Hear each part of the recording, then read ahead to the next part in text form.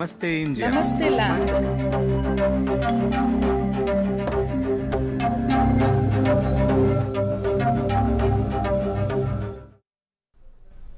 Namaskar and welcome to Dr. Speak, your one-stop destination for all the expert information on COVID-19.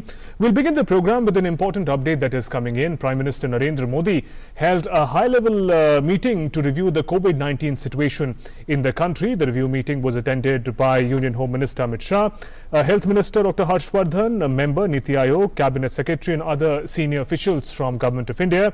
Prime Minister took stock of the situation as it exists in different parts of the country. He also directed that we must continue to maintain discipline, self-discipline, individual discipline, social distancing and such practices to tackle the challenge. He also spoke about the awareness about COVID should be disseminated widely. These visuals also came of that meeting. The awareness about COVID-19 should be disseminated widely is what was discussed, and a continuous emphasis on preventing spread of the infection should be laid. PM said there is no room for any complacency. These visuals coming in of the high-level meeting held by Prime Minister Narendra Modi on the COVID-19 situation. My colleague Sudhakar Das, who's tracking this meeting, is joining us on the phone line. Sudhakar, क्या update है इस meeting के बारे में आपके पास? और देखिए, बहुत महत्वपूर्ण बैठक शुभेंदु। प्रधानमंत्री ने एक तरह से पूरे देश की जो कोरोना संकट की स्थिति है उसकी समीक्षा की है, और जिन तमाम लोगों के बारे में जानकारी दी आपने, गृह मंत्री हो, इसके अलावा हेल्थ मिनिस्टर हो, नीति आयोग के मेंबर हो, कैबिनेट सेक्रेटरी हो, जो तमाम जो स्टेक होल्डर्स कह सकते हैं उनके साथ प्रधानमंत्री ने चर्चा की है। और मुमकिन तौर पर जो पूरी स्थिति है उसके बारे में अधिकारियों ने प्रधानमंत्री को जानकारी दी होगी। एक तरह से फिर से प्रधानमंत्री ने वो बार बार ये बात दोहराते हैं, उन्होंने आज भी ये बात दोहराया है कि जो सावधानियां बरती जा रही हैं, जो सोशल डिसिप्लिन का पालन किया जा रहा है, जो 2 गज की दूरी या पर्सनल हाइजीन की बात है, उसको जारी रखने की जरूरत है, उसको एक तरह से लाइफस्टाइल का हिस्सा बनाए जाने की जरूरत है। उन्होंने ये भी दोहराया है कि जो कोविड महामारी है, संकट को लेकर जो तमाम इंफॉर्मेशन है, अवेयरनेस कैंपेन है, उसको लगातार बताते रहने की जरूरत है। किस तरह से ये इन्फेक्शन फैल सकता है, किस तरह से बचाव के क्या उपाय हैं, क्या करना चाहिए, इसके बारे में लगातार लोगों को जागरूक करने की जरूरत है। इस बात पर प्रधानमंत्री ने जोर दिया। उन्होंने ये भी कहा है कि अभी वो मौका नहीं आया है कि किसी भी तरह की लापरवाही बरती जाए इस लड़ाई में, इस संकट के मुकाबले में। और निश्चित तौर पर हम लगातार देख रहे हैं कि एक तरह से प्रेजेंटेशन भी प्रधानमंत्री को दिया गया, तमाम तरह की जानकारियां नीति आयोग के सदस्य डॉक्टर BK पॉल, जो लगातार एक तरह से बहुत अहम चेहरा है पूरी लड़ाई में, और तमाम लोगों के तरफ से, चाहे प्रशासनिक उपाय हो, स्वास्थ्य मंत्रालय की तरफ से जो उपाय किए जा रहे हैं, राज्यों में जिस तरह की तैयारियां हैं, उन तमाम पहलुओं की विस्तार से प्रधानमंत्री ने समीक्षा की है। और प्रधानमंत्री ने तारीफ भी की है केंद्र, राज्य और जो लोकल गवर्नेंस है उनके बीच जो तालमेल बिठा के इस संकट से मुकाबला करने की, इस संकट से पार पाने की कोशिश की जा रही। खासतौर से उन्होंने दिल्ली में जो पिछले दिनों कदम उठाए गए, आपको याद होगा कि पिछले महीने भी प्रधानमंत्री ने जब इसी तरह की एक बड़ी मीटिंग में समीक्षा की थी दिल्ली की के बारे में, उस समय तमाम खबरें आ रही थी। प्रधानमंत्री ने गृह मंत्री को सलाह दी थी कि सारे स्टेक होल्डर से वो बात करें, कुछ कदम उठाने की जरूरत है अर्जेंट बेसिस पर, तो उसको उठाया जाए। और उसके बाद दिल्ली में काफी स्थिति सुधरी है, चाहे टेस्टिंग की बात हो, ट्रेसिंग की बात हो, ट्रीटमेंट की बात हो।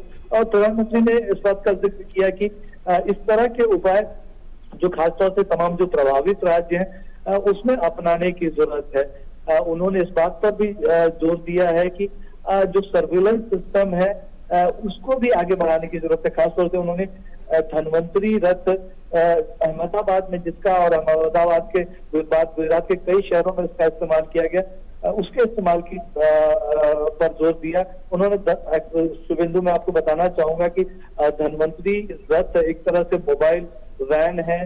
खासतौर से हमको पता है कि कोविड के समय में तमाम अस्पतालों को कोविड अस्पताल घोषित किया गया, तो ऐसे में नॉर्मल बीमारियों के इलाज के लिए लोगों तक सीधे ये मोबाइल वैन पहुंच रहे हैं। उनका एक तरह से स्क्रीनिंग भी कर रहे हैं, और कोविड जैसे सिम्टम्स है तो उनको रेफर भी किया जा रहा है। तो काफी ये कारगर इस तरह के सर्वेलेंस सिस्टम हो रहे हैं, उसको क्या दूसरी जगहों पर किस तरह से दोहराया जा सकता है, उसके बारे में प्रधानमंत्री ने बैठक में चर्चा की है। एक और प्रमुख चर्चा उन्होंने ये की है कि नेशनल लेवल पर रियल टाइम बेसिस पर मॉनिटरिंग होना चाहिए, खासतौर से ऐसे स्टेट्स जहां पर कोविड केसेस की पॉजिटिविटी रेट काफी ज्यादा है, उनकी बहुत ज्यादा रियल टाइम बेसिस पे मॉनिटरिंग की जरूरत है। और सेंटर जिस तरह से भी मदद कर सके संसाधनों के जरिए, जो स्वास्थ्य को लेकर परामर्श के जरिए, तो वो तमाम चीज देखा जाना चाहिए। तो एक तरह से ओवरऑल अप्रोच इस पूरी लड़ाई में एक तरफ जनता के लिए संदेश है, तो सरकारी विभागों के लिए भी संदेश है कि मिलजुल कर इस संकट से पूरी तरह से पार पाने तक लड़ाई करनी है। तो सावधानी किसी भी कीमत पर कम नहीं होनी चाहिए, लगातार मॉनिटरिंग, सघन मॉनिटरिंग होनी चाहिए, और जो भी कदम उठाने की जरूरत है, अर्जेंट बेसिस पर हो, लॉन्ग टर्म में हो, वो तमाम कदम उठाए जाए। तो उस लिहाज से बेहद महत्वपूर्ण प्रधानमंत्री लगातार हम देख रहे हैं कि पिछले 6 महीने से वो एक तरह से देश का नेतृत्व कर रहे हैं, और उसकी वजह से हम जानते हैं कि 1,13,00,000 से भी ज्यादा देश में टेस्टिंग हो गई है। तो दुनिया के 3-4 देश हैं जहां 1 करोड़ से ज्यादा टेस्टिंग हुई है, उसमें भारत है। भारत उन देशों में शामिल है जहां मोर्टेलिटी रेट अगर तमाम बड़े देशों से, विकसित देशों से मुकाबला किया जाए तो काफी कम है। लेकिन इन उपायों को और स्ट्रेंथन करने की जरूरत है, जो उपाय देश अपना रहा है, उस पर प्रधानमंत्री ने जोर दिया है। बिल्कुल सुधाकर, बहुत बहुत शुक्रिया इस जानकारी को हम तक पहुंचाने के लिए। तो प्रधानमंत्री नरेंद्र मोदी ने आज देश में कोविड-19 की स्थिति को लेकर एक रिव्यू मीटिंग की, उसी के बारे में जानकारी दे रहे थे हमारे संवाददाता सुधाकर दास। और आइए अब शुरुआत करते हैं हमारे इस खास कार्यक्रम डॉक्टर स्पीक की। और जैसे कि आप जानते हैं, हमारे इस कार्यक्रम में अगर आपके जहन में कोई भी सवाल है तो आप हमें फोन करके पूछ सकते हैं। हमारे फोन नंबर स्क्रीन पर नीचे फ्लैश हो रहे हैं। दिल्ली के बाहर से अगर आप कॉल करते हैं तो 011 जरूर लगाइएगा। इसके अलावा आप फेसबुक और ट्विटर के जरिए भी डीडी न्यूज के हैंडल पर आप अपने सवाल पोस्ट कर सकते हैं। हमारे साथ डॉक्टर्स का एक पैनल जुड़ेगा, वो आपके इन सवालों के जवाब देंगे। और आज जो डॉक्टर्स हमारे साथ जुड़ने वाले हैं, हमारे साथ हैं doctor MC Mishra, senior surgeon and former director AIIMS new Delhi, और साथ में है doctor Sanjay Pande, additional professor community medicine AIIMS Patna. आप दोनों का इस कार्यक्रम में बहुत बहुत स्वागत है। Welcome to both our doctors, Dr. Mishra and Dr. Pandey. Once again, let me just reiterate the numbers are flashing on the screen. This is the phone-in program. Our numbers are 23387-031. That's the first number. The second one, 230-97-655 are the two numbers. Also, a third doctor is joining us in the panel today, Dr. Subbalakshmi Margekar, Professor, Department of Medicine, Lady Harding Medical College. Welcome to you, Dr. Subbalakshmi, as well. Dr. Mishra, if I can begin with you. Amidst the challenge of COVID-19, a lot of positive case studies are also coming forward. For instance, the case of Dharavi in Mumbai. A densely packed slum in Maharashtra is able to tackle the challenge of COVID-19 successfully. Talks volumes about how fewer means but more self-discipline can be a crucial way forward for fighting COVID-19. Dr. Mishra. Absolutely. I think you have said everything, that if we can control and contain Dharavi, I think there is no other bigger challenge than that.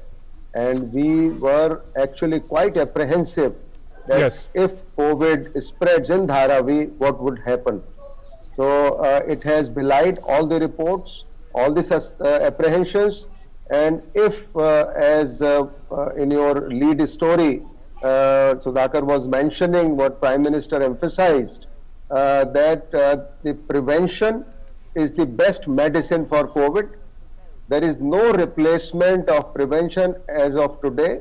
There are certain treatments, but they are not sure treatment, and some of them are very expensive also. So we don't want that large population should fall into that category requiring those kind of medications. And we would very much hope and want that people get a milder disease which gets cured on its own with minimal medication, home quarantine, and taking usual precautions of warm water, kadha, etc., the recommendation of the Ayush Ministry. So I think the discipline amongst people, as you know, many states have now enforced and increased the fine for not using the mask. Right. And now the mask has come out as one of the best preventive measure for both not having the disease and those for those who are having the infection.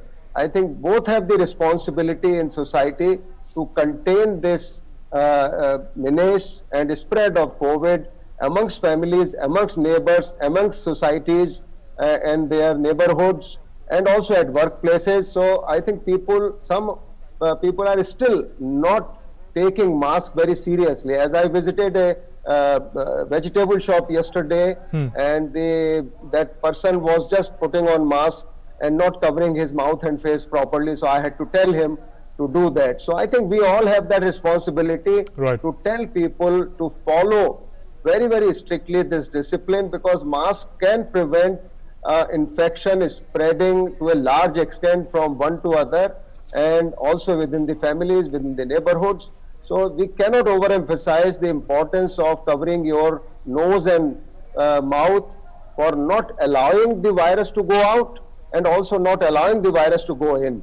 I think it serves both the purposes in two individuals. जी हमारे साथ doctor Sanjay Pandey भी हैं। Doctor Sanjay, इसी बात को अगर आगे ले जाना चाहूं, जिस तरीके से आज ये मीटिंग हुई, प्रधानमंत्री ने जो मीटिंग की है, रिव्यू मीटिंग, खास चीज पर उन्होंने जोर जो दिया है कि बिल्कुल भी कंप्लीसन नहीं हो, बहुत सतर्कता बरतनी चाहिए। हम इस लड़ाई में बहुत मेहनत से लगे हुए हैं और रिकवरी रेट काफी अच्छा आ रहा है। कोशिश ये है कि जल्द से जल्द इसे खत्म किया जाए, लेकिन बहुत जरूरी है कि जो कुछ हमने लॉकडाउन में सीखा है उसका पालन अब भी हम करते रहें और बहुत अच्छे तरीके से उसका पालन करते रहें। वो बेहद जरूरी है। इस लड़ाई में हमें सफलता से आगे बढ़ना है।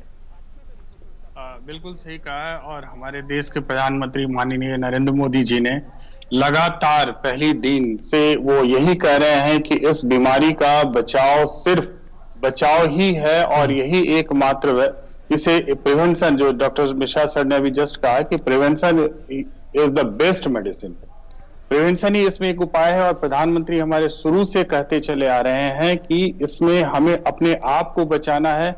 अगर हम अपने आप को बचाते हैं तो हमारा समाज बचता है, हमारा घर बचता है, हमारा समाज बचता है। और बचाव के बहुत ही सिंपल तरीके हैं, कोई ऐसी इसमें कोई बहुत बड़ी समस्या नहीं है। अगर हम मास्क का सदुपयोग करें, सही उपयोग करें, अच्छे से इस्तेमाल करें, बिना कारण घर से बाहर नहीं निकले, सोशल डिस्टेंसिंग को फॉलो करें, इन सारी चीजों से इस बीमारी का समाज में फैलने से बहुत कारगर तरीके से रोका जा सकता है। और जो कि हमारे देश के लोगों ने, हम सभी ने पालन किया था लॉकडाउन के समय। लेकिन थोड़ी दुर्भाग्यपूर्ण चीज यह रही है कि जब लॉकडाउन खुला है, शायद लॉकडाउन खोलना हमारे देश की एक मजबूरी थी, क्योंकि एक हमारा इकोनॉमिक स्टेटस को भी मेंटेन करना है इस बीमारी के साथ। राइट। तो इसमें, लेकिन ये एक बहुत ही इंपॉर्टेंट स्टेप था कि अनलॉक 1, अनलॉक 2 स्टार्ट हुआ।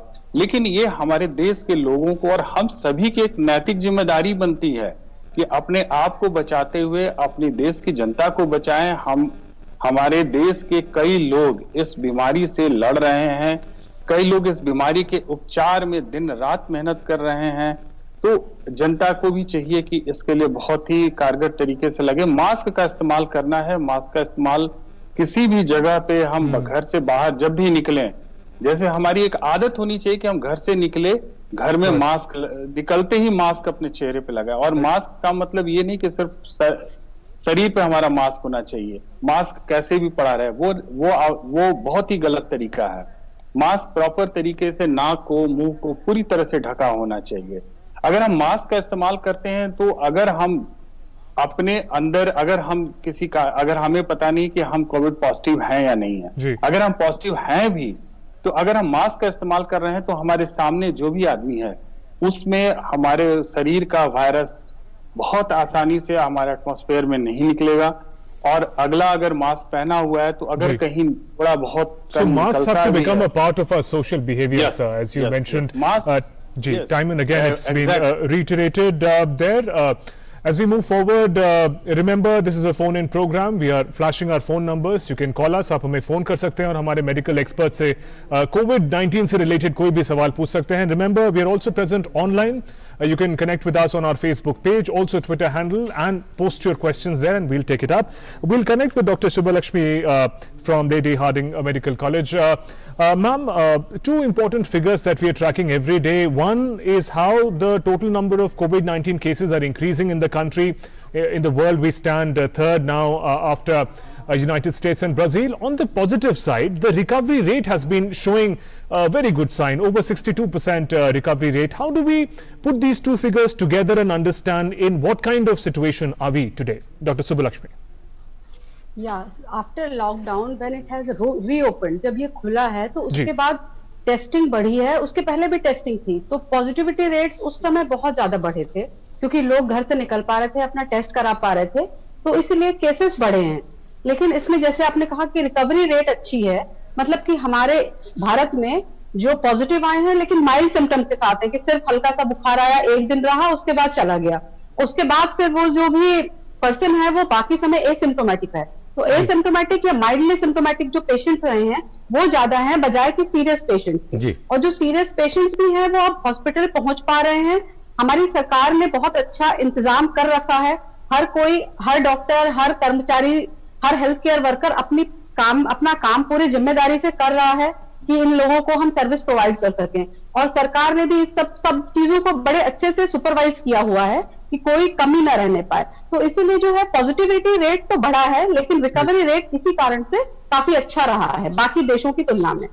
जी, और डॉक्टर एमसी मिश्रा भी हमारे साथ जुड़े हुए हैं। डॉक्टर एमसी मिश्रा, एक सवाल आया है फरीदकोट पंजाब से। अमनदीप लक्की हमसे पूछना चाहते हैं कि अगर कार में अकेला आदमी हो तो क्या मास्क लगाना जरूरी है? क्या हवा से कार के अंदर अगर एसी चल रहा है तो क्या कोविड होने की कोई संभावना है? अगर आप अकेले हैं कार के अंदर तो आप मास्क हटा सकते हैं, फिर कोई आपको रिस्क नहीं है।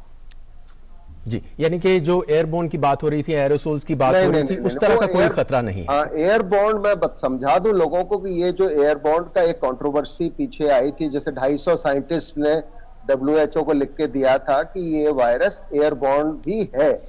तो इस एयरबोर्न का सिर्फ तात्पर्य ये है कि अगर एक छोटे कंटेन्ड एनवायरनमेंट में कमरे में एक कोविड के मान लीजिए 2 पेशेंट है या एक पेशेंट है और वो उनको सिम्टम्स है बहुत कसके, दे आर सुपर स्प्रेडर्स हम माने उनको, तो वो जो खांसेंगे, छींकेंगे और उनके सांस के द्वारा जो पार्टिकल्स निकलेंगे वायरस के, वो उस कमरे की हवा में कुछ समय तक रह सकते हैं। अभी इस पे बहुत शोध नहीं हुआ है कि ये 15 मिनट रहेंगे, आधे घंटे रहेंगे, 2 घंटे रहेंगे, 6 घंटे रहेंगे।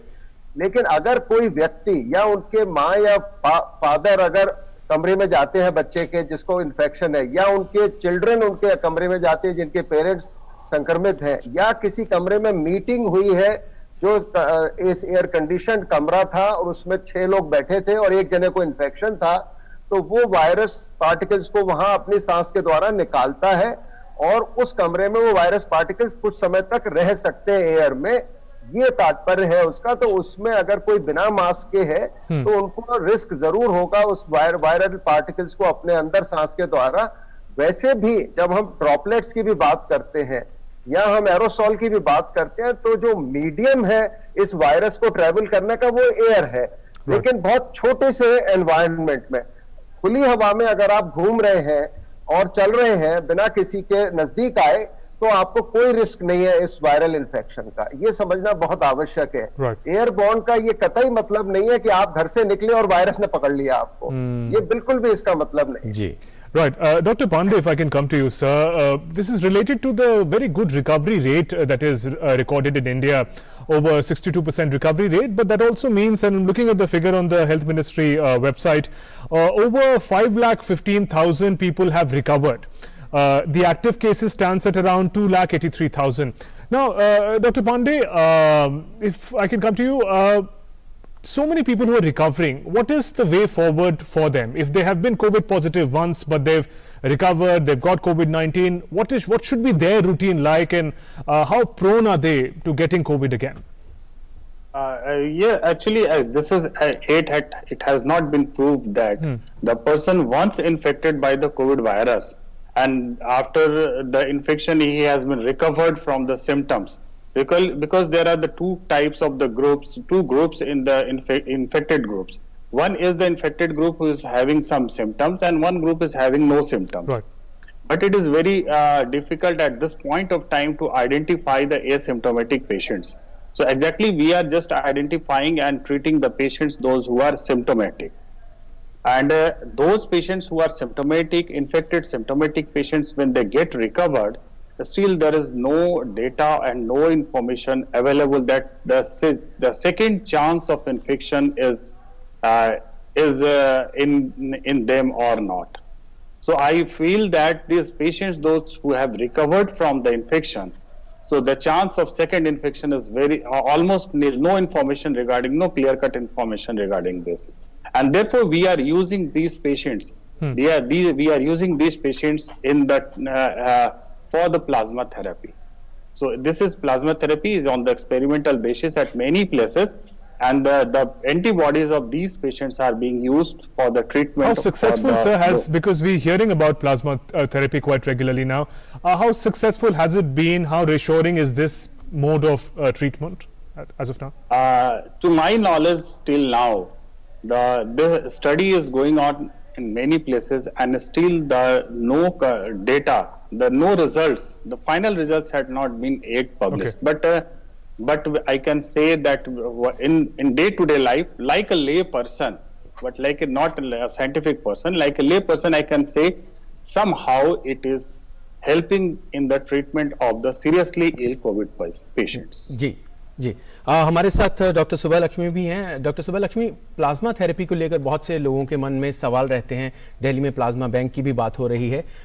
किस तरह से ये वर्क करती है, क्या करना पड़ता है जब कोई कोविड पॉजिटिव बाद में नेगेटिव हो जाता है, तो कितने चांसेस रहते हैं कि वो अपना प्लाज्मा दे सकता है? इसके बारे में थोड़ा सा विस्तार से हमारे दर्शकों को बताइए। ये एक नई थेरेपी है, पहले भी यूज होती थी दूसरे बीमारियों में। अभी हम इसको कोविड-19 के लिए भी कई जगह पे ट्रायल बेसिस पे यूज हो रही हैं और कुछ जगह ऑफ लेबल यूज हो रही हैं, जैसे कि गाइडलाइंस के हिसाब से। तो इसमें क्या होता है कि जो मरीज जिन्हें कोविड हो चुका है, कोविड पॉजिटिव आ चुके हैं, उनके रिकवरी के बाद ये लिया जाता है। मतलब जिस दिन उनका symptom, first onset of symptom हम कहते हैं, जो फर्स्ट डे उन्होंने महसूस किया, जिस दिन उनको दिक्कत शुरू हुई है, उससे पूरे 28 दिन के बाद, मतलब करीब मान ले हम कि 4 वीक बाद या 1 महीने बाद हम उसका प्लाज्मा ले सकते हैं। और उसको हम ब्लड लेते हैं, जिस तरह से हम ब्लड लेते हैं, ब्लड डोनेट करते हैं, ये उसी तरह की एक छोटी प्रक्रिया है। तो उसमें हम लेते ब्लड हैं और एक मशीन होता है, प्लाज्मा फेरेसिस की एक मशीन होती है, तो उसमें से वो प्लाज्मा, ब्लड से प्लाज्मा सेपरेट हो जाता है और वापस से ब्लड शरीर में जिस भी हम कोविड पॉजिटिव मरीज से लेते हैं वो वापस चला जाता है। तो हम सिर्फ प्लाज्मा लेते हैं उसमें से, तो उस मरीज का हम प्लाज्मा लेके उसको स्टोर कर सकते हैं, जो कि अब प्लाज्मा बैंक में स्टोर किया जा रहा है या बाकी हॉस्पिटल्स में भी उसको किया जा रहा है। तो उसको स्टोर करके, और जो मरीज है जो अभी भी जो कोविड-19 से अभी जिनको है कोविड-19 जो पॉजिटिव हैं और जिनको मॉडरेट सिम्टम, जो गाइडलाइंस के हिसाब से जो डिस्ट्रीब्यूट किया है, माइल्ड, मॉडरेट और सीवियर, तो उसमें जो मॉडरेट सिम्टम्स वाले मरीज होते हैं उसमें देने से कुछ स्टडीज में पाया गया है कि कुछ उसके बेनिफिट्स हैं, जैसे वेंटिलेटरी सपोर्ट की जो जरूरत है वो थोड़ा डिले हो जाती है, अंदर वो वहीं रख देंगे, और जो थोड़ा जो फैटेलिटी रेट है जो नीचे रख देंगे। Right, ma'am. We'll continue our discussion on the therapies, ma'am, and also the medicines that are being used in absence of a vaccination. A caller is joining us, Suraj Sharma from Kolkata. Suraj, welcome to the program. Yeah, thank you so much for providing me such kind of platform. You're welcome, Suraj. What's your question? Yeah, is there any possibility like the roadside animals can carry the corona, or what are the preventive measures we can take when like we are going for taking daily basis grocery or something else? Okay. Dr. Mishra, if I can bring you in here, the caller is asking about street animals. Is there any evidence of street animals or pet animals getting corona infection? And the second part of the question was about going out for daily routine, buying groceries and other things. What precautions, apart from the ones that we're aware of, wearing masks? Dr. Mishra, if you could. Absolutely no risk from the street animals. Absolutely no. There have been sporadic case reports of some animals getting it, those who might have come in contact with some pets basically, but otherwise from street animals there is no risk. Number two is when they go out to grocery, they have to use mask, they have to observe distance, and they have to use hand hygiene very rigorously and very disciplined way.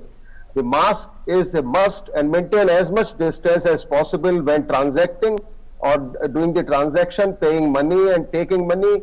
Better thing would be that if they have a Paytm like anything, yes. which they can use their credit card and sanitize that after coming home.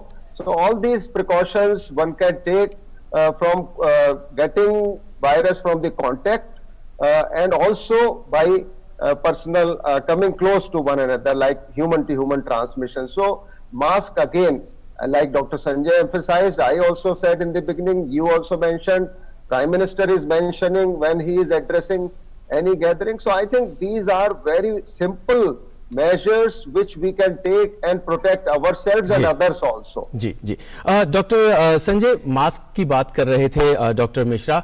Mask को लेकर बहुत से सवाल लोगों के मन में रहते हैं कि किस तरह का मास्क यूज करना चाहिए। उससे भी अहम सवाल लोगों के दिमाग में ये आ जाता है कि अगर कोई वो मास्क इस्तेमाल कर रहे हैं, कपड़े का मास्क 2 लेयर या 3 लेयर वाला, क्या उसको धो के दोबारा इस्तेमाल करना चाहिए? उसको कितने समय बाद इस्तेमाल करना चाहिए? कई बार गर्मी में मास्क गीला हो जाता है, क्या उस गीले मास्क को इस्तेमाल करना चाहिए? क्या N95 जो मास्क यूज करते हैं उनको स्टरलाइज करना चाहिए, धोना चाहिए? इसको लेकर बहुत से सवाल हैं, इसके बारे में थोड़ी रोशनी डालें। मास्क देखिए, मास्क तो आइडियली जो ट्रिपल लेयर मास्क है वो सबसे अच्छा है। N95 है क्योंकि N95 में जो हमारा फिल्ट्रेशन है वो ये PM 2.5 के तक को भी रोक लेता है। लेकिन अगर जरूरी नहीं है कि आपके पास ट्रिपल लेयर मास्क नहीं है तो आप कहाँ से लाएंगे, कैसे जाएंगे? हम होम मेड मास्क को यूज कर सकते हैं, और होम मेड मास्क जो है वो सबसे अच्छा है कि उसको हम यूज करें 4, 5, 6, 7 अपनी जरूरत के हिसाब से हर कोई अपने घर में बना सकता है, ले सकता है, रख सकता है। मास्क इस्तेमाल करने के बाद उस मास्क को अच्छे से सोप वाटर से धो करके धूप में सुखा देना है, और सुखाने के बाद अगर कोशिश रहे कि प्रतिदिन हमारा मास्क धुला हुआ मास्क हम हमेशा जब भी इस्तेमाल करें, जब भी घर से बाहर निकलें तो धुले हुए मास्क को इस्तेमाल करें, और मास्क को अच्छे से साफ कर ले, साबुन पानी से बढ़िया से साफ कर लेने से हम काम कर सकते हैं। अगर किसी स्थिति में ऐसी भी स्थिति आती है कि हमारे पास मास्क नहीं है तो हम एक जो बहुत गमछा जो हम लोग कहते हैं, गमछा जो तौलिया है, गमछे, इससे भी हम अपने मुंह को ढक सकते हैं। पर्पस हमारा ये होना चाहिए कि हमारी मुंह से, हमारी नाक से जो भी सिक्रीशंस हैं वो किसी भी समय बोलते समय बाहर ना निकले, और अगर ढका हुआ है और अगर हमारे सामने कोई आदमी बोल भी रहा है या कुछ वैसा है भी तो उसकी चीज सीधे तौर पे हमारे पास नहीं आए। मास्क को धो के रखना है और धुले हुए मास्क को इस्तेमाल करना है, सबसे आवश्यक चीज है जी। डॉक्टर एवरी मास्क के यूज के बाद अपने हाथ को हमें एक हैबिट और बनानी पड़ेगी, साबुन पानी से हाथ धोने की, सैनिटाइज करने की। अगर हम सैनिटाइज भी करते रहते हैं अपने हाथ को, किसी भी समय से अगर हम बाहर से आते हैं अपनी मास्क को उतारते हैं तो मास्क को ऐसा नहीं कि जैसे कहीं भी रख दें, उसे एक फिक्स प्लेस पे रख दें, और रखने के बाद हाथ को साबुन पानी से धो लें। धोने के बाद मास्क की फिर उसको भी धो लें और धोकर सुखा दें, फिर दूसरे दिन हम इस्तेमाल कर सकते हैं। जी, Dr. Subbalakshmi, if we can turn to you, monsoons, ma'am, have started. Now we know that इस मौसम में सर्दी, खांसी, सोर थ्रोट जैसे सिम्टम्स खुद ब खुद हर साल ही हम लोगों को फेस करने पड़ते हैं, पर कोविड के समय में कैसे प्रिकॉशंस लेने चाहिए कि ऐसे सिम्टम्स से बचे, क्योंकि ये कोविड के भी कुछ एक सिम्टम्स हैं। तो और साथ ही कैसे अगर किसी को होते हैं तो कैसे ये जज कर पाए कि ये कोविड के सिम्टम्स हैं या फिर आम बुखार या जुकाम के हैं? बिल्कुल, तो अभी ये वैसे ही बहुत कॉमन सीजन हो गया है जिसमें जो एलर्जिक होते हैं थोड़े, उन्हें ये सिम्टम्स बहुत बार बार होते लगते हैं। मतलब कि जैसे जुकाम है या थोड़ा छींक आना, ज्यादा छींक आएगी या थोड़ा शरीर में एलर्जी, ये सब बहुत कॉमन हो जाता है ये बदलते मौसम या मानसून में। तो इसमें डिफरेंशिएट कर पाना, अब क्योंकि अब कोविड के सिम्टम्स भी काफी ज्यादा बढ़ गए हैं। पहले तो हम कहते थे सिर्फ खांसी, बुखार और सांस में दिक्कत, लेकिन अब और भी नए सिम्टम्स हैं जो कि इसमें इंक्लूड हो गए हैं। तो डिफरेंशिएट कर पाना थोड़ा सा मुश्किल है। तो जो आप प्रिकॉशन कह रहे हैं वही हमारे हाथ में जो सबसे बड़ी ढाल है वो है प्रिकॉशन। तो अगर हमने ये पूरे प्रिकॉशंस लिए हैं तो हम सोचते हैं कि हम थोड़ा सा सेफ हैं। और जो छींक आना कोविड-19 में थोड़ा कम मिलता है बजाय कि एलर्जिक जो सिम्टम होते हैं उसमें। ऐसा नहीं है कि कोविड में नहीं मिलेगा बिल्कुल, लेकिन अगर एलर्जिक है और अगर किसी को एलर्जी है तो उसे पता होता है कि मुझे हर साल इसी समय पे होता है। अगर आपका कोई ऐसा एक्सपोजर नहीं है, अगर आप अभी कहीं बाहर गए नहीं है बहुत ज्यादा, तो हम ऐसा सोचें कि ये एलर्जी के कारण से है। एलर्जी अगर है आपको तो आपको बाकी चीजें भी लगेगी कि आंख से भी पानी है, जैसे कुछ लोगों को होता है कि नाक जब ज्यादा छींक आती है तो आंख में भी थोड़ा सा जलन या पानी आने लग जाता है, तो वो, लेकिन ये डिफरेंशिएट कर पाना इस टाइम पे बहुत मुश्किल है। जी डॉक्टर, एक सवाल है, तेजिंदर मलिक हमसे पूछना चाहते हैं। डॉक्टर मिश्रा, आपसे ये सवाल जानना चाहेंगे कि कोविड होने के कुछ महीने के बाद क्या कोई वीकनेस आती है इंसान में, कोई शारीरिक वीकनेस? हाँ, एक तो मैं अभी जो सवाल आपने पूछा था डॉक्टर शुभ लक्ष्मी से, उसमें ये कहूंगा कि आजकल अगर फीवर के साथ कोई भी सिम्टम है जी, उसको आप कोविड मानिए और अकॉर्डिंगली उसमें मेजर्स लीजिए till proved otherwise, not the other वे।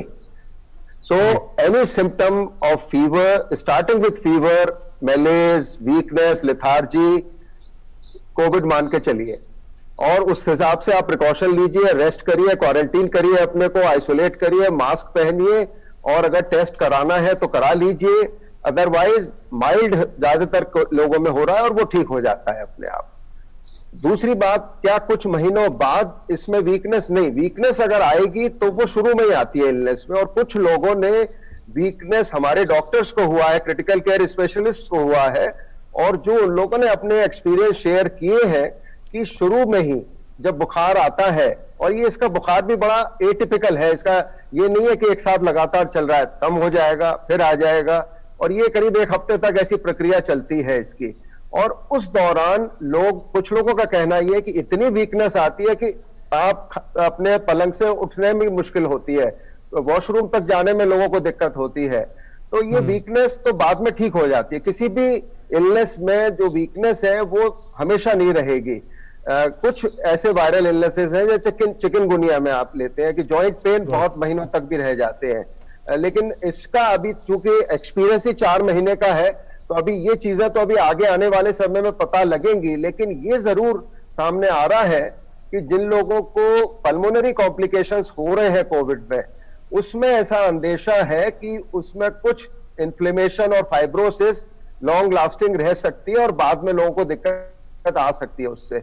लेकिन वीकनेस बहुत देर तक नहीं रहेगी और महीनों बाद नहीं रहेगी इसमें, अगर आप ठीक हो गए हैं तो। जी, right. Dr. Sanjay Pandey, if you can turn to you, sir. A lot of while we're waiting for vaccination to be developed, and all countries are racing towards that, we hear about a lot of medicine. Remdesivir is one, then hydroxychloroquine is another. As a layperson, again, if we were to understand how effective are these medicines in treating patients, because we see a good recovery rate in India, so are medicines working, the ones that are being used at present? Yeah, medicines, we are using some of the medicine. Basically, there is no ideal medicine still proved for the treatment of the COVID-19. So there is no appropriate antiviral drug. We are using the drugs just to modify the symptoms like that. Hydroxychloroquine, somehow has been used in many places, and still some studies are going on. ICMR is also doing some study in some places, and azithromycin is being used. The antiviral drugs are being also used, and I can say that these all drugs are somehow improving the symptoms of the patients. Right. And they are improving the symptoms. So right. these and are sir, being talking used. about medication, we hear about asymptomatic patients who do not show any symptoms of COVID-19. If there are such people who are asymptomatic, they've tested positive and are on home quarantine, is there any medication for them, or should they just continue with their regular diet? No. To my feeling, they should not require any medicine unless and until they are getting some symptoms. So initially, in the most of the cases, the primary symptom is the fever. Yes. So just start with the paracetamol, or if possible, you can take the aspirin of 75 milligram, low molecular weight aspirin, low dose aspirin. But if the patient is totally asymptomatic, I will suggest the person that they should do their normal household activities. Okay. without taking any medicine. But they should not be so careless. They must be keep themselves aware. What if any changes in the symptoms are coming up, they should immediately start taking the drugs in the consultation with the medical professionals. जी, doctor Subbalakshmi, एक सवाल हमारे दर्शक पूछना चाहते हैं कि वो सुबह सैर पर जाते हैं और सैर पर जाते समय थोड़ी ब्रिस्क वॉकिंग या फिर रनिंग करते हैं, उस समय वो मास्क पहनते हैं, लेकिन कई बार उन्हें सांस लेने में ऐसे में तकलीफ होती है, तो क्या उन्हें मास्क पहनकर रनिंग करनी चाहिए या फिर सुबह के समय खतरा कम होता है और मास्क का इस्तेमाल वो ना भी करें तो ठीक रहेगा? घर से बाहर निकलने पे हमें मास्क लगाना है और ये इसमें कोई दो राय नहीं है कि हम उसको निकाल के कर सकते हैं, खतरा कम है या ज्यादा है, ऐसा कुछ नहीं है। हमें घर से बाहर निकलना है तो मास्क लगा के ही रखना है, चाहे हम वॉकिंग करें, रनिंग करें या किसी भी चीज के लिए हम बाहर निकल रहे हैं तो हमें मास्क लगा के रखना है, इसमें कोई दो राय नहीं है। जी, Right. And Dr. Mishra, if you can connect with you, there's an online question. In India, of course, there are festivals every month now and then, and sweets are very natural. We exchange sweets, we give sweets, we get sweets from people. This question is about that. Given that COVID-19 outbreak is there, how safe it is to consume sweets that we get from outside? It's gifted to us. We can't be sure from the place where it's been bought. So what precautions? Because how to manage such a challenge, sir? See, basically what he is asking that if there is a contact virus present on sweets or a sweet Yes. box, Yes. possibility is very remote. I think it was thought of in the beginning that contact virus from contacts you can contract the contagion, but I think it has been now clarified by CDC also, by WHO also, by all of us also, that risk was overkill of transmission.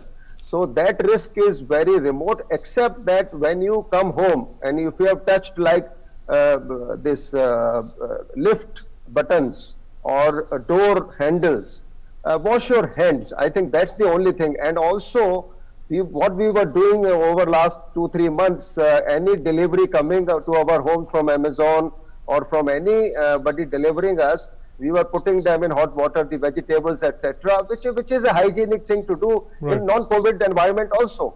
So I think that is something can be done, and keep any containment or any small box or any courier which has come, you can keep it in the sun, and it takes only 2 minutes to kill the virus.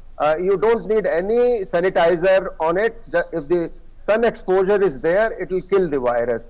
Although the possibility is very remote from sweets itself or the edible things itself, but naturally the sweets you can't wash, so that is something which cannot be done. But I suppose it's a very, very remote chance. I think there is no chance you can consume sweets without any To take precautions, consume your sweets and enjoy your The festivals.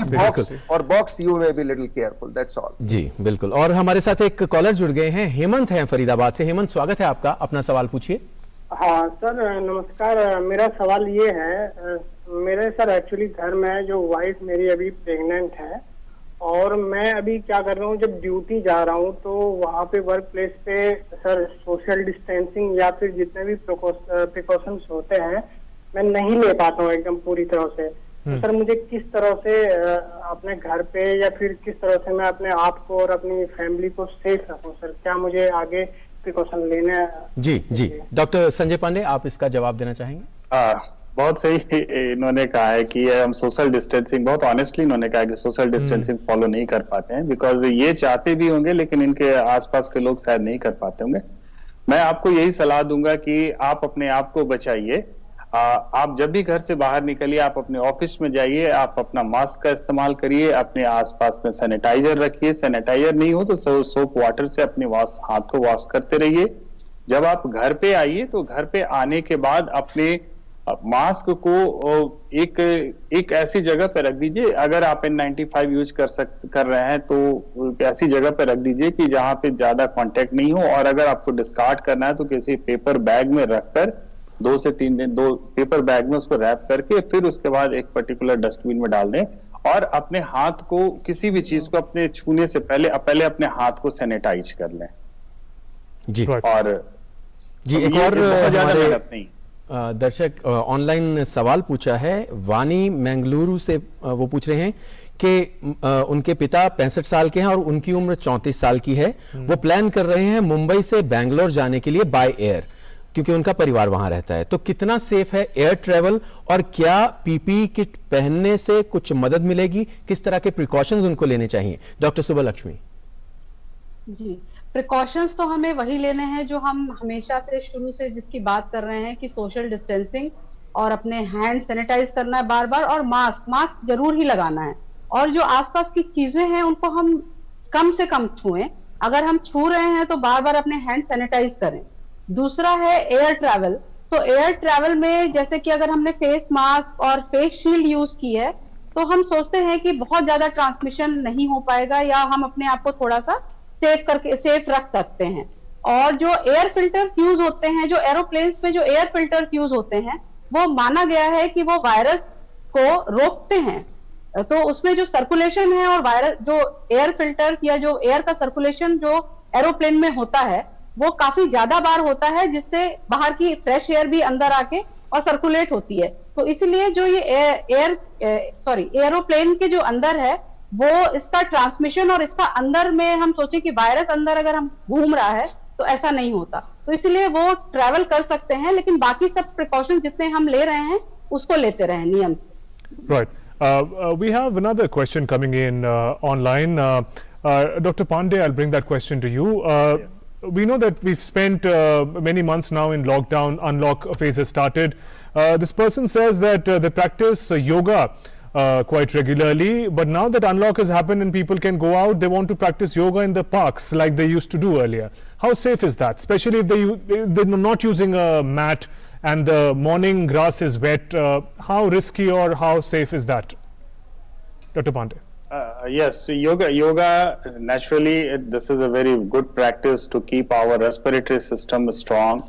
Breathing exercise is very important, but as far as how we should be in the outside, we should avoid these all places, the crowdy places. Yoga is the place that yoga is a such thing that we can do at our home. Right, so indoors, doing it indoors would be indoor places are the best places, just to avoid the crowded places, because in the park, if you are going in the park, you cannot control the crowd there. Right. So the most important thing in this COVID pandemic is that just to protect yourself first. So Right. Just yoga, we can do yoga at our home. Right. So this is the best way of doing the things. Right. Dr. Mishra, the same question I'd like to bring to you, especially for elderly citizens who haven't had chance to go out and go for a walk or exercise out in the open. How significant would be to have some form of exercise even while they're at home all the time? They're high risk, so they're not allowed to go out, but what should they be doing physically at home? I do 1 hour yoga every day. They can do the same thing, and there are very simple exercises of yoga, some by standing, some by lying down, and they can do those asanas. They can access on YouTube, they can access on various other on some TV channels. There is a morning yoga session taken by Ramdev ji. So I think at home it's very easy to do half an hour, 15 minutes, 1 hour, whatever capsule of yoga one prefers, and whatever exercise depending on the age and their fitness.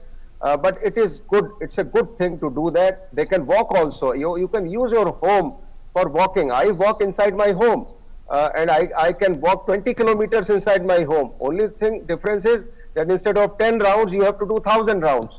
That's it. So it's not that you need a park or a track to walk or to do yoga. The other thing I would a little bit add to what Dr. Subbulakshmi said about air travel.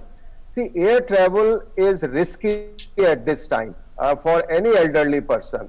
So if the person, the Vani had this question, if her father can avoid travel and can stay with his daughter for a little bit more time, that is much better than traveling, because air travel is something where the same air is circulated again and again, and even in normal circumstances, many a times we get upper respiratory tract infection from air travel, or air conditioned train coaches, or air conditioned bus coaches. So air travel is a little bit riskier than open environment. So I think if one can avoid air travel, one should avoid air travel. जी doctor Subbalakshmi, आपसे ये अगला सवाल लेना चाहूंगा। ये online हमारे एक दर्शक ने पूछा है, बाबला दत्ता, वो जानना चाहती हैं कि उन्हें माइल्ड इचिंग है अपर थ्रोट में पिछले 3 महीने से, और उनको कोई कॉम्प्लिकेशन नहीं है, लेकिन साथ ही जब वो नहाती हैं तो पैरों में और हाथों में उनको इचिंग होती है। तो इसके बारे में बताएंगे, क्या ये सिम्टम्स हो सकते हैं कोविड के? ऐसे इचिंग जो है अभी तक जो सिम्टम्स इंक्लूड किए हैं उसमें नहीं है, लेकिन क्योंकि गले में इचिंग बोल रही हैं आप, अंदर है या कैसे है, तो उसके हिसाब से उनको मेरी राय ये होगी कि वो अपने जहां पर भी हैं वहां टेलीमेडिसिन के थ्रू एक बार अपने पूरी दिक्कतों को बताएं, वहां के डॉक्टर से कंसल्ट करें, उसके हिसाब से वो ज्यादा बेहतर राय दे पाएंगे। क्योंकि सिर्फ इचिंग के बेसिस पे कहना कि ये कोविड है या नहीं, ये जरा मुश्किल है। Right. Dr. Pandey, if we can come to you, sir. If you look at the pattern of the spread of the disease, we've seen different hotspots of the infection. A lot of urban areas, Delhi, Mumbai, for example, have been more affected by COVID-19 outbreak than many other parts of the country. But government has clarified that there is no community spread. Then how do we understand, why is it that some hotspots, some urban areas have far more cases as compared to other parts of rural India? How do we understand the outbreak and the way in which it works? So actually the thing is that this virus is just spreading by the contact. Contact means the persons, if the 2 persons or the group of persons residing in a very close contact with, just like in some parts of the Mumbai, Delhi and some big cities, you can see the houses are very close to each other. So, and also the ventilation in the rooms and the houses are very poor. So we can say that the virus is traveling within that closed area. So these hot spots are being generated. Just you can see in the past that if one case is detected, so after doing the contact tracing with some, not all, but majority of the persons are getting the infections. So still but nowadays it is very big question that whether the disease has been in the community transmission stage. So still we can say that not it has been scientifically proved, but still some government authorities can decide, but somehow it is giving the picture of community transmission. जी, हमारे साथ एक collar जुड़ गए हैं, नरेंद्र कुमार है महाराष्ट्र से। नरेंद्र जी, स्वागत है आपका, अपना सवाल पूछिए। हाँ सर, मैं ये पूछना चाहता हूँ कि मैं सरकारी कर्मचारी हूँ और अपने 4 व्हीलर शेयर करके जाता हूँ, तो जैसे कभी कभी खांसी आ जाती है, मास्क लगाए रहते हैं, सिंगल लेयर पे फ्लोट का मास्क लगाते हैं, तो गाड़ी अगर सैनिटाइज करना हो तो हम कैसे गाड़ी को सैनिटाइज करें, उसका सही तरीका क्या है, और जो सिंगल लेयर मास्क है उसको दोबारा रीयूज करने के लिए हम कैसे उसको डिकंटामिनेट करें? जी जी, डॉक्टर मिश्रा। और साथ ही एक और सवाल जोड़ दूं, ऑनलाइन भी किसी ने यही पूछा है कि क्या N95 मास्क को दोबारा रीयूज के लिए भी धोया जा सकता है? N95 आई थिंक धोया तो नहीं जा सकता उसको, लेकिन बाकी और दूसरे तरीके हैं, हॉस्पिटल में होते हैं वो, कि आप उसको ETO से कर लीजिए या आप उसको प्लाज्मा स्टेरिलाइजर से कर लीजिए। जो गाड़ी को जनरली जो सैनिटाइज करते हैं वो सोडियम हाइपोक्लोराइड सॉल्यूशन से करते हैं, और इनको पूरी गाड़ी करनी है फिर तो वो किसी से करानी पड़ेगी। अदरवाइज अपना स्टीयरिंग व्हील, कार के हैंडल वगैरह को ये अपना यूजुअल सैनिटाइजर से कर सकते हैं उसको सैनिटाइज। और दूसरा उन्होंने कहा मास्क, तो N95 तो इनको जरूरत भी नहीं है यूज करने की।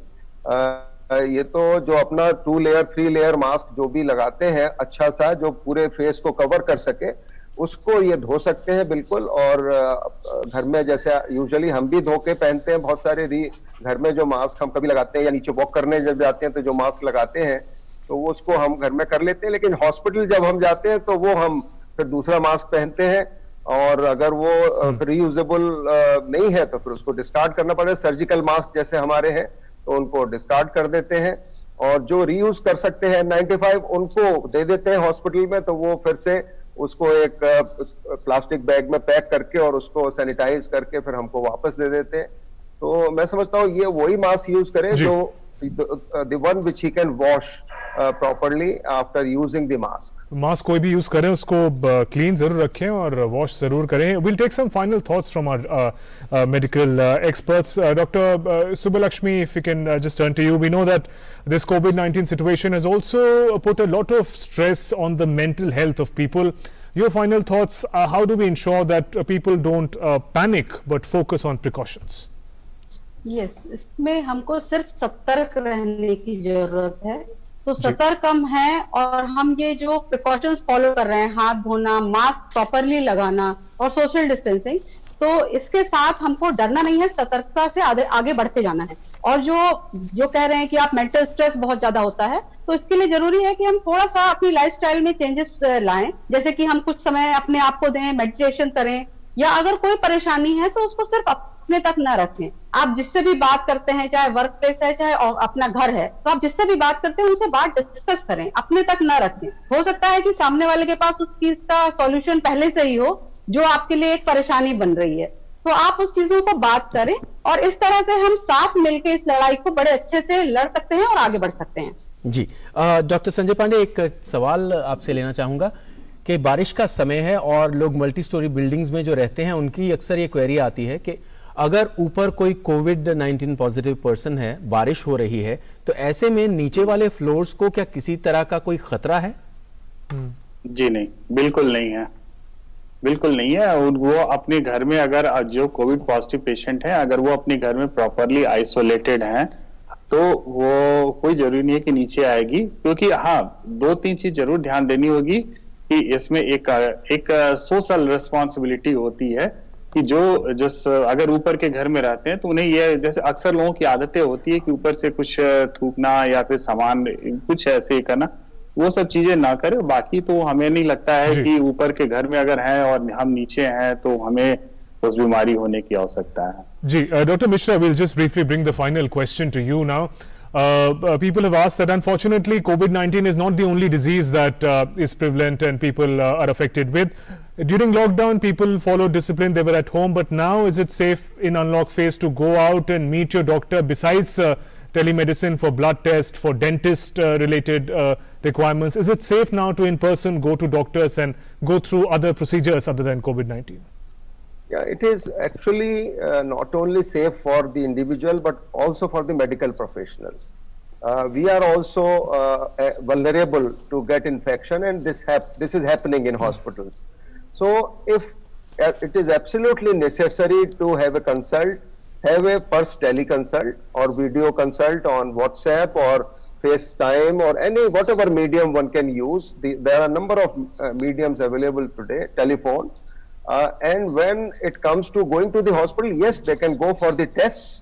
But when I am a surgeon, so when it comes to performing any procedure, then we are advising patients to undergo COVID test day or two prior. And if that test is negative, then only the RT-PCR test is negative, then only we take the patient for surgery. But even then, we take all precautions. We take PPE, mask, PPE, and all double, triple layer, whatever. So it's very uncomfortable for us also for using that, and it increases the cost. In private setup, it increases the cost. The public sector, they have not yet started elective work. Not yet. Even in AIMS, I know that they have not started routine OTs as yet. And even after having done, say, 2 antigen tests, 1 RT-PCR negative, 2 antigen negative, and then second RT-PCR comes positive. So all these things are happening. So your question was, has the community spread has happened? It has not happened in the big way, but in a small way it has happened actually. There is, because we are not able to do contact tracing of everyone. We don't know where somebody gets. We ask this question, those who are positive, भाई कहाँ से किस से मिले थे, क्या हुआ? People just don't remember. They just don't know from where they get it. So there is, in a small way, there is community transmission taking place. Not from today. It is taking place for quite some time. But it is not in a big way that it has millions of people will get affected or have got affected. But the number of people who might be positive is far larger than what we see in the testing. who come, because जिनका test हो गया उन्हीं का पता लगता है, जिनका test नहीं है जी। उनका we don't know. So number may be many times higher ji. than what we assume. जी बिल्कुल, ऐसे में ज़रूरी है कि सतर्कता बरतें और अपना पूरा ध्यान रखें, मास्क का इस्तेमाल ज़रूर करें, सोशल डिस्टेंसिंग का पालन ज़रूर करें। बहुत बहुत शुक्रिया डॉक्टर MC मिश्रा, डॉक्टर सुबह लक्ष्मी, डॉक्टर संजय पांडे, आपने समय निकाला हमारे इस प्रोग्राम के लिए। आप कोरोना वॉरियर्स के तौर पर अपनी भूमिका तो निभा ही रहे हैं, लेकिन हमारे दर्शकों के सवालों का जवाब देने के लिए आप हमारे इस कार्यक्रम से जुड़े। आप तीनों का बहुत बहुत शुक्रिया। Absolutely. Thank you to our doctors. Thank you to our viewers also who sent their questions online or asked through a phone call. We understood the challenge of COVID-19 a little better with your questions. As we conclude, take good care of yourself. Depend only on verified information. We come to you every day at 2 o'clock. Do not trust unreliable forwards on social media related to COVID-19. With that, we'll take your leave. Namaskar. नमस्कार।